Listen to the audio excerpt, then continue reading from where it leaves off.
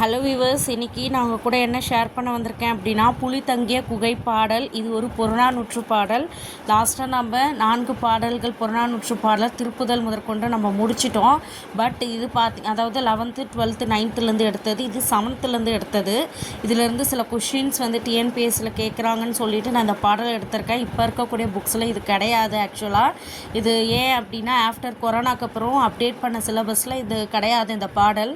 Before that இது இருக்குது. 7th ஸ்டாண்டர்டில் இருக்கக்கூடிய இந்த பாடலை நான் உங்கள் கூட ஷேர் பண்ண வந்திருக்கேன். ஸோ கண்டிப்பாக இதுலேருந்து கொஷின்ஸ் வந்துட்டு நம்மளுக்கு வரலாம். இதுலேருந்து சொல்லும் பொருளும் நான் எடுத்திருக்கேன். ஸோ அதுலேருந்து சில கொஷின்ஸ் நம்மளுக்கு வரும். இது வந்து ஒரு பெண்பார் புலவர் தான் பாடியிருக்காங்க. ஸோ ஔவையார் போன்ற அந்த காலத்தில் பெண்கள் புலவர்களாக இருக்காங்க இல்லையா, ஸோ அவரை பற்றிய ஆசிரியர் குறிப்பும் நான் உங்கள் கூட ஷேர் பண்ணிக்கிறேன்.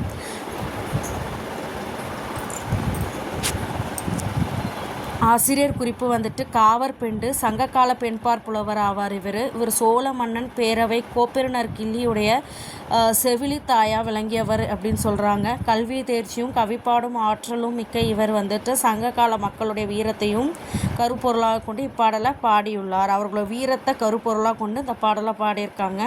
இவர் பாடிய ஒரே ஒரு பாடல் மட்டும் புறநானூற்றில் இடம்பெற்றுள்ளது. ஸோ இந்த பாடலுடைய ஆசிரியர் பெயர் வந்து காவற்பெண்டு அப்படின்னு சொல்லுவாங்க. ஓகேங்களா, பாடல் பார்த்துருவோம். சிற்றில் நற்றூன் பற்றி நின் மகன் யாண்டு உளனோ என வினவூதி என் மகன் யாண்டு உளனாயினும் அறியேன் ஓரும் புலி சேர்ந்து போகிய கல்லலை போல ஈன்ற வயிறோ இதுவே தோன்றுவன் மாதோ போர்க்களத்தானே. காவற்பெண்டு அவர்கள் பாடிய பாடல் 86வது பாடலாகும் இது. ஸோ இதனுடைய உரையை நம்ம பார்த்துடலாம்.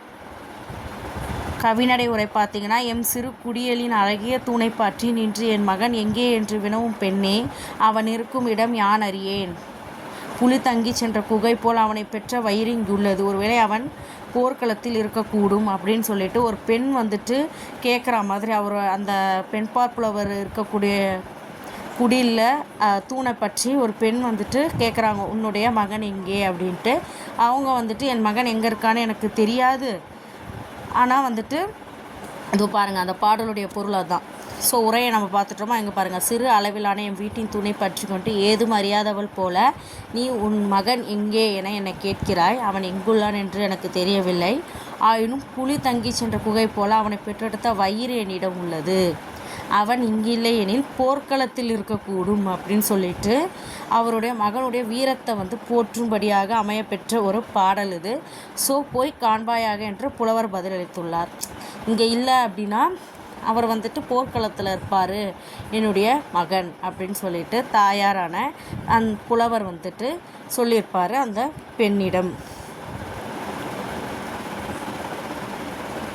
ஸோ இது வந்துட்டு ஒரு ஈஸியான ஒரு சின்ன ஒரு பாடல் தான் இது. புறநானூற்றில் நம்ம பார்த்த பாடல்கள் எல்லாமே ஈஸியாகவும் கவிநயத்துடனும் இருக்கக்கூடிய பாடல் தான் நம்ம பார்த்துட்ருக்கோம். ஸோ இந்த பாடலை வரக்கூடிய சொல்லும் பொருளும் நம்ம பார்த்துடலாம். சொல்லும் பொருளும் பார்த்திங்கன்னா, சிற்றில் அப்படின்னா சிறு வீடு அப்படின்னு நம்ம சொல்கிறோம். கல் அலை அப்படின்னா கற்குகை. யாண்டு யாண்டு அப்படின்னா எங்கே. ஈன்ற வயிறு அப்படின்னா பெற்றெடுத்த வயிறு அப்படின்னு சொல்கிறேன். ஈன்றது கன்று வந்துட்டு, அதாவது பசு கன்றை ஈன்றது அப்படின்னு சொல்லுவாங்க. ஸோ ஈன்ற வயிறு அப்படின்றது பெற்றெடுத்த வயிறு. ஸோ நன்றி மக்களே. இது பார்த்திங்கன்னு சொன்னால், நம்ம லாஸ்ட் டைம் வந்துட்டு சில அந்த புறநானூற்று பாடலில் நம்ம இலக்கண குறிப்பு எல்லாமே ஷேர் பண்ணியிருப்போம். பகுப்பத உறுப்பு இலக்கணம், ஸோ அதை வந்து கொடுத்துருந்தாங்க, நம்ம ஷேர் பண்ணியிருந்தோம். பட் இந்த சிலபஸில் பார்த்திங்கன்னு சொன்னால் இந்த பாடலுக்கு வெறும் சொல்லும் பொருள் மட்டும்தான் நம்மளுக்கு கிடச்சிது. So thank you viewers. நம்ம சேனலை சப்ஸ்கிரைப் பண்ணுங்கள், லைக் பண்ணுங்கள், ஷேர் பண்ணுங்கள். ஸோ கண்டிப்பாக இந்த வீடியோ வந்து உங்களுக்கு யூஸ்ஃபுல்லாக இருக்கும்னு நினைக்கிறேன். தேங்க்யூ.